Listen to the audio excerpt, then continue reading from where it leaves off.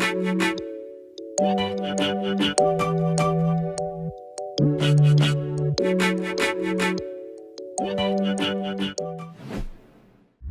guys, welcome to another episode. Here today with us, we got Timmy Trumpet. Welcome, brother. How you doing? I'm good. How you doing? Good, bro. Thanks for having Great. me. How was your show?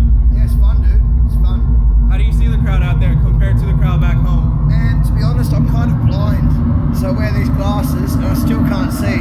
But it was, you know, the Olympic Stadium, the famous stadium here in Beijing, one of the most famous stadiums in the world. So it looked pretty epic from, you know, little pixelated, blurry. The lighting is really cool, and the crowd, the Chinese people, man. The EDM is really blowing up here, huh? It's the market actually right now. It is. It's just a market. It really All right, so let's go to it. So did you grow up in a musical family, and what were some of your musical influences you were listening to growing up? Yeah, I mean, I'm a trumpet player, so my dad was a trumpet player, so was his dad. I've been playing jazz music since I was about sort of younger. I started when I was 4 and been playing all the jazz festivals all around the world when I was 14. So doing like Montreux, North Sea Jazz Festival, and now I'm back doing these EDM festivals. So it's all music. Influences though is a good point. You're influenced by anything you hear. So whatever you hear, anything you hear, you subconsciously take in and reproduce. We call that originality, but it's actually just something you've heard before, a combination of everything you heard. And I try to listen to as many genres as I can and continually learn, always learning. Right. So how did you implement your jazz element into DJing? Oh man, I think jazz is quite famous for chords, dominant 7 chords. Yeah. I think it's been a plus and a minus. Dance music is quite simple, so I've learned some stuff and forgotten a lot of stuff, you know. Miles Davis, one of the best jazz musicians of all time, says, learn everything, learn all the theory, and then forget it. And that's what I try to do, and I think the biggest example of that's a track I did called Freaks, where the hook, I intentionally tried to write something that would be so annoying that you couldn't get it out of your head. Yeah. And it's pretty annoying, man. I hate it. I'm sick of it, man. Like, honestly, I'm sick of it. Great, I can imagine that. Yeah. So can you tell us the story about you setting off the school alarm, the fire alarm? Oh, you've done some research, man. That was a bit of a mistake. Perhaps it was a blessing, you know. Like I got expelled from the school. Yeah. And you know, it was one of those things. You're young, you're trying to be cool, man. It was during the half-yearly exams, and they caught me on camera, man. The fire brigade came, you know. Oh, wow, they were running in with their axes and shit, and I was like, what have I done? What have I done? They got me. So what was the reaction you got from your parents? Oh, they were not happy, man. I was a scholarship boy, you know. I wasn't paying any tuition. I was there. So, look, I ended up going to a great high school, and that's when I discovered jazz. The conservatorium was more classical. I love classical music, but then I became obsessed with jazz. I loved it, man.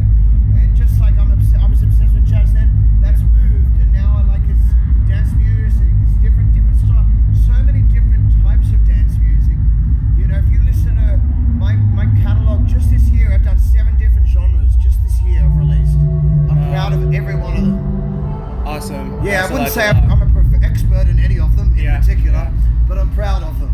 Awesome. That's awesome. So you own a fashion label, and you ran a club. Stop.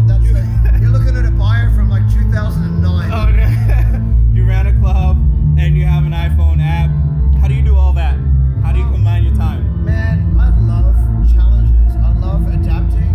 I love success. I love being around people that want to win. I love my favorite hobby is actually my mates winning. All of us coming up together, you know. And if we're in a really good position at the moment, I've got a really good team, man. You know, there's no way you can do this by yourself. It's all about your team, but also learning from your team. And we make all the decisions as a team, even the musical decisions, you know. Often I'll be outvoted by, you know, my manager, my tour manager, my photographer, and his girlfriend. You know, we'll all be like voting, and you got to listen to the numbers at the end of the day. Occasionally follow your heart as well. True that. So what's one song that you'd say is probably, it took a while for you to produce, but it actually ended up doing good in the market?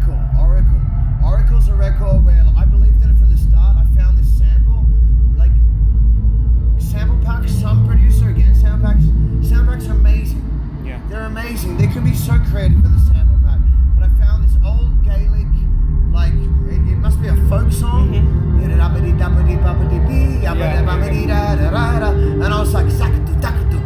got that triplet feel, and I could hear it, and that's around the same time before psytrance was big. You know, I wanted it.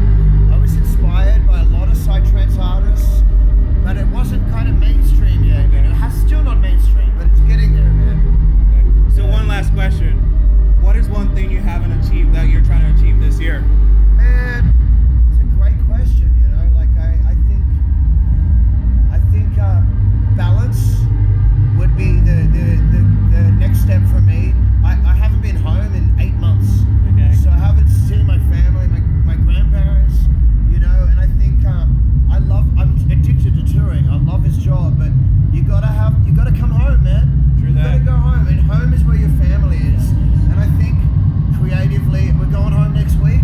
I'm fucking excited. Yeah. And I'm looking forward to not just seeing my family, but feeling home, feeling relaxed, and getting back in my studio, getting back in my comfort zone, you know, and just letting it flow, bro. Awesome. That's my next goal. Awesome. Balance.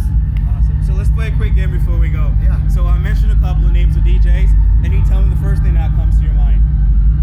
Ready? The first name? Yeah. So Like I a tell DJ you a name. Yeah, I tell you a DJ name, and the first word that comes into your mind. Okay. You ready? Yeah. Laid back Luke. Kung Fu. Quintino. I don't know. I don't know him that well. Diplo. I mean, he's the coolest. He's cool. Danny Avila. Oh, he's just so handsome. All right, 3 things that can fit into your pocket. Into a bucket? Yeah. Like a bucket, like a Like your bucket. pocket. Ice, vodka, and tequila. 3 words that sound disgusting but aren't. That sound disgusting. Yeah, but aren't. They're not. We say in Australia, I don't know what this is rated, but we say the word cunt. And we call our mates cunts. And look, it's a compliment.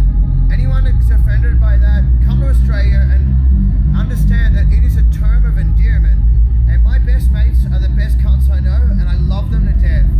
So that's an Australian thing. I apologize to anyone who's offended, but please come to Australia, see for yourself. All right, 3 things you shouldn't do before you set. Shouldn't do? Dude, don't eat a big meal, man. You can't jump around. You feel sick, dude. Don't eat the food. Actually, you know what? Be careful of the food in China, man. I ate something yesterday.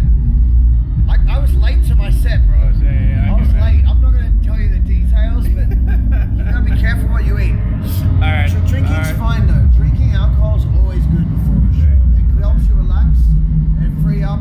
And people say alcohol's bad for you. Maybe it is, but it's just another thing that helps with creativity. Yeah, I get it. Yeah. It helps. All right. Well, it was great having you. Thanks, brother. Thank you so much. Hey, Appreciate congratulations it. on Thank your you so much. man. You guys are doing really well, man. Appreciate it, really bro. well. All right, great. Thank you for having us. All right. See you guys next week.